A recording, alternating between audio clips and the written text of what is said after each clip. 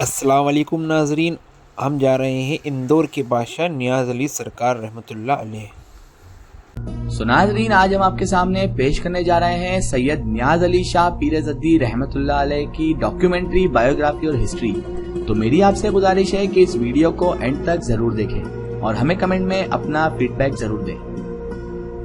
اسلام کے ایک نامور عالم اور عظیم فلسفی حضرت امام غزالی رحمۃ اللہ علیہ کا فرمان ہے کہ صوفیہ ہی اللہ کے راستے پر چلنے والے ہیں۔ ان کی سیرت بہترین سیرت ہوتی ہے، ان کا طریقہ سب سے زیادہ صحیح، اخلاق سب سے زیادہ تربیت یافتہ اور درست ہوتے ہیں۔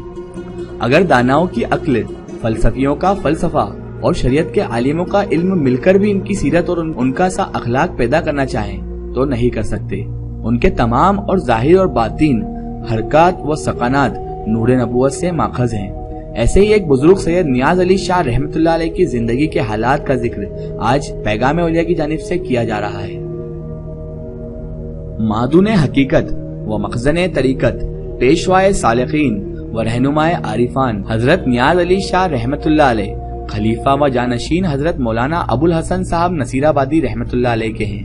آپ کے کشف و خوارق بیان حد سے باہر ہیں۔ آپ کی کشف و مزاحدات میں پوری پکڑ تھی اور شرع کے اصول کے بہت بڑے پابند تھے۔ آپ آل رسول ہیں اور پیر جدی بھی ہیں۔ آپ کا نسب نامہ امام حسین علیہ السلام سے جا ملتا ہے۔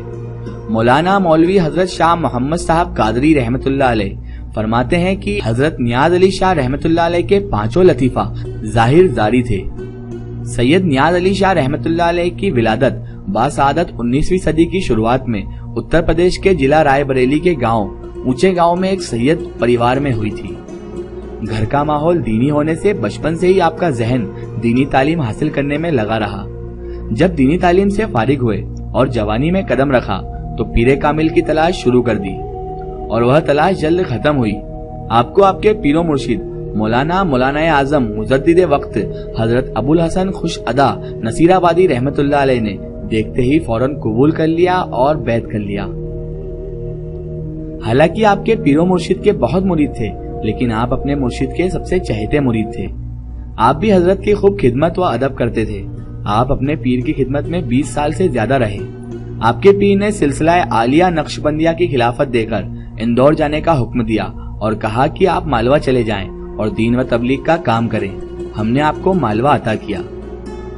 آپ باحکم پیر و مرشد نصیر آباد سے اندور کی جانب تنہا سفر پر نکلے اور راستے میں جو بھی بزرگ ملے ان سے روحانی فیض اٹھایا اور اپنے سفر کو جاری رکھا۔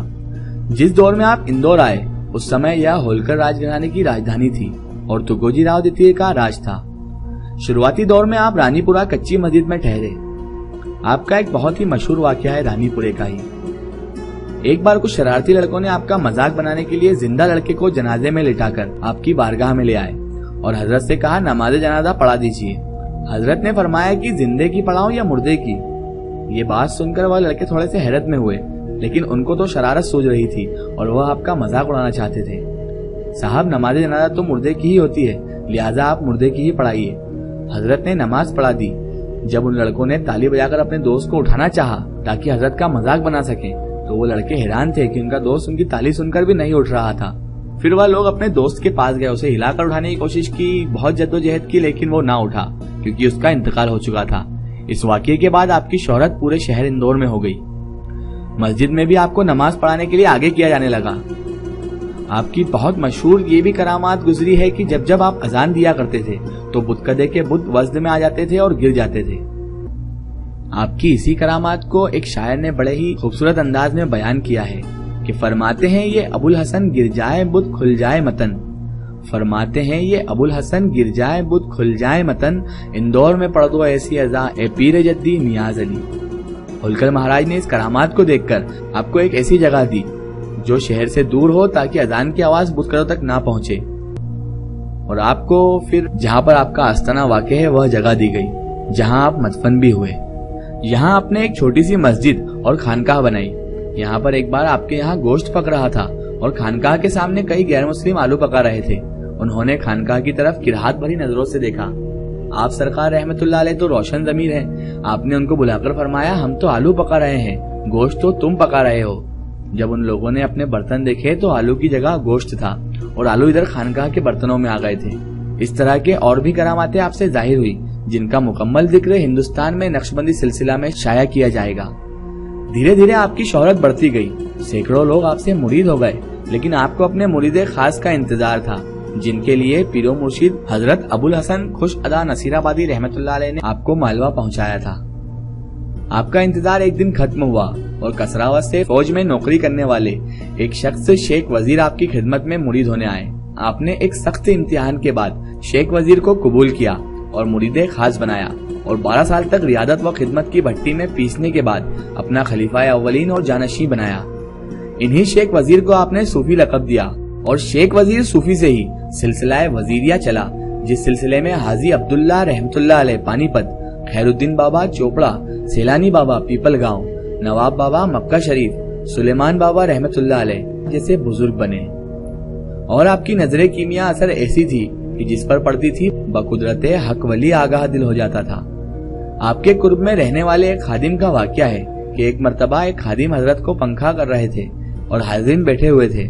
اس خادم کی زبان سے یک بار ہی نکلا کہ مجھے زمزم کا چشمہ دکھائی دے رہا ہے۔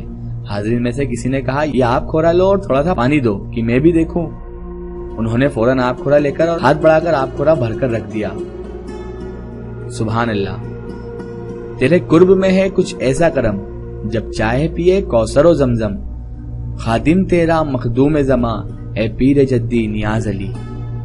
تمام پنجاب، نماڑ اور مالوہ آپ کے فیض مبارک سے سرفراز ہوئے اور ہزاروں آپ کی صحبت سے خدا تک پہنچے اور ولی اللہ اور قطب ہوئے۔ جب حضرت نیاز علی شاہ رحمت اللہ علیہ کا آخری وقت آیا، اس وقت آپ کے خلیفہ اور مریدین آپ کو گھیرے کھڑے تھے، لیکن وقت گزرنے کے ساتھ ساتھ سارے خلیفہ اور مریدین کچھ نہ کچھ حاجت کی وجہ سے خانقاہ سے چلے گئے۔ اب حضرت کے پاس صرف صوفی وزیر محمد رحمت اللہ علیہ موجود تھے۔ حضرت نے فرمایا، صوفی وزیر تم دل میں خیال کرتے تھے کہ میں حضرت کا اولین خلیفہ ہوں، پھر بھی مجھے اپنے پیر بھائی کی طرح اڑنے کی طاقت نہیں دی تھی۔ آپ کو ایک یہ بات بھی بتاتے چلے کہ سرکار نیاز علی شاہ رحمت اللہ علیہ نے ایک خلیفہ کو ہوا میں پرواز کرنے کی طاقت بھی دی تھی۔ اس کے بعد سرکار نیاز علی شاہ رحمت اللہ علیہ نے فرمایا، دیکھو صوفی وزیر، آج میرا آخری وقت ہے اور جن کو پرواز کی طاقت دی ہے پھر بھی وہ میرے پاس موجود نہیں ہے۔ صوفی وزیر، تیرا خاندان قیامت تک قائم رہے گا اور کبھی کوڑ کی بیماری نہیں ہوگی۔ صوفی وزیر رحمت اللہ علیہ کی گود میں حضرت نیاز علی شاہ رحمت اللہ علیہ کا سر مبارک تھا۔ آپ نے اپنے جانشی کو دعا اور نصیحتوں سے نوازا اور اس کے بعد 22 ذی القعدہ 1310 ہجری بمطابق 7 جون 1893 میں آپ اپنے مالک حقیقی سے جا ملے۔ نماز جنازہ بھی صوفی وزیر رحمت اللہ علیہ نے پڑھائی اور جہاں آپ کا وصال ہوا تھا وہیں پر آپ کو مدفن کیا گیا۔